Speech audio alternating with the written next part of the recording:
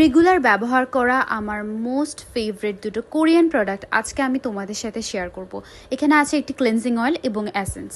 ফার্স্টে ক্লেনজিং অয়েলটা নিয়ে বলি, স্কিনটাকে ডিপলি ক্লিন করার জন্য, একদমই পোর্স ক্লিন করার জন্য, নোজ এরিয়ার ব্ল্যাক হেড হোয়াইট হেড দূর করার জন্য তোমরা এটা ব্যবহার করতে পারো। এটা রেগুলার বেসিসে ইউজ করা যাবে। মেকআপ সানস্ক্রিন ডিপলি একদম রিমুভ করে দিবে। খুব তাড়াতাড়ি এটা দিয়ে দেখবে মেকআপগুলো ক্লিন হয়ে যাচ্ছে। একদম ফুল কাভারেজ মেকআপ থেকে শুরু করে সোয়েট প্রুফ লং লাস্টিং মেকআপও খুব ইজিলি এই ক্লেনজিং অয়েল দিয়ে রিমুভ করে ফেলতে পারবে। সেকেন্ড হচ্ছে কসরেক্সের এসেন্স, যা আমার মোস্ট ফেভারিট একটা প্রোডাক্ট। রেগুলার বেসিসে এটা আমি ব্যবহার করছি।